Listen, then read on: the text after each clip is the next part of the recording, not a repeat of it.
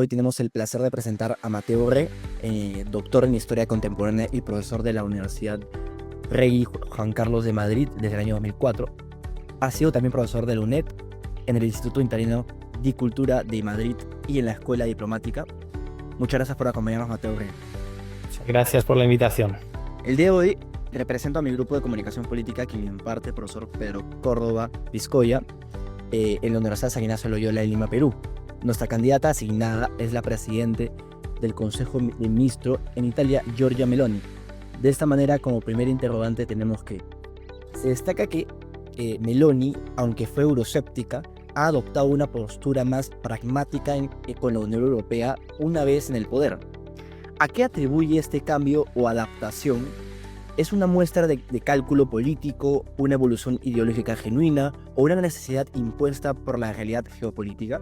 Giorgia Meloni gana en septiembre de 2022, es decir, pocos después, año y medio después de la pandemia del COVID y poco después de que se hubiera aprobado el plan de renovación que justamente otorgaba un montón de dinero a diferentes estados de la Unión Europea. Muchísimo dinero está llegando a Italia, con lo cual Meloni sabía perfectamente y sabe perfectamente que no puede enfrentarse a la Unión Europea, aunque sea solo por una cuestión económica. Necesita ese apoyo y por lo tanto, de hecho, si uno analiza la campaña electoral de Giorgia Meloni, es una campaña electoral que empieza de una manera algo euroescéptica al principio, pero luego acaba de una manera totalmente diferente. El euroescepticismo ya en la campaña electoral ha prácticamente desaparecido. El lema de Dios, Patria y Familia, que fue central en su campaña,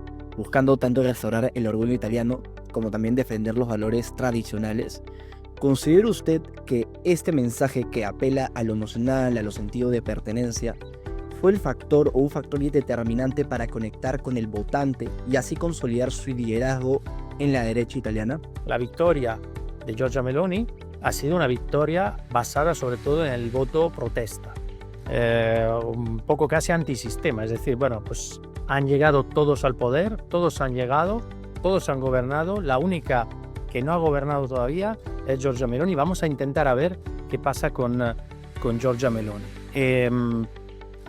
Y además, sobre el lema Dios, Patria y Familia, digamos que esa parte de una derecha ultranacionalista, muy patriota, que sí que existe, que repito, que hay una parte de los que votan a Giorgia Meloni que efectivamente defienden este tipo de ultranacionalismo.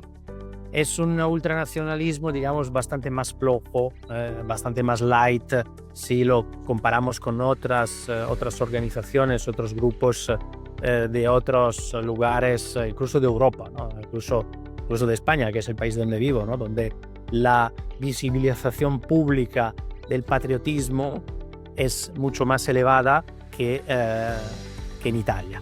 Considerando el uso de plataformas como TikTok y metáforas visuales en su campaña, ¿cómo cree que Giorgia Meloni pudo haber utilizado la inteligencia artificial o influido en su percepción pública? ¿Y qué implicaciones tiene esto para la comunicación política en el futuro? Giorgia Meloni utiliza las redes sociales, yo creo, porque tampoco me prodigo mucho en seguir las redes sociales, pero de manera bastante moderada, mientras que Salvini utiliza redes sociales de manera bastante, incluso agresiva. Lo que sí hace Giorgia Meloni es, a nivel de comunicación política, utilizar un lenguaje directo. Y yo creo que es parte del éxito de Giorgia Meloni.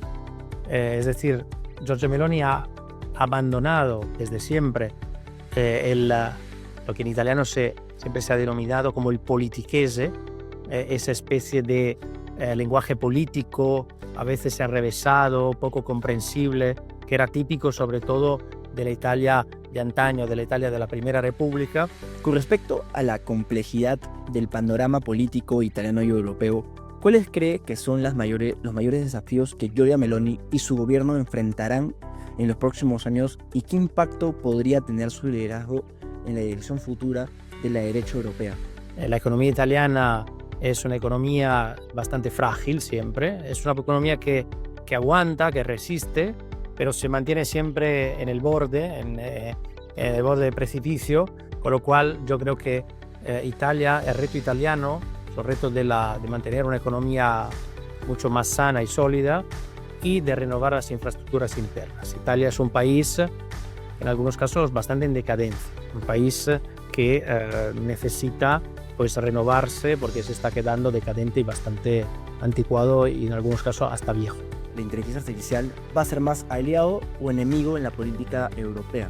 En este periodo donde esta herramienta no está todavía, digamos, desarrollada, es un periodo un poco más delicado, pero yo confío en que eso no influya a medio plazo, no digo que a corto plazo, pero a medio largo plazo en las elecciones y la vida política.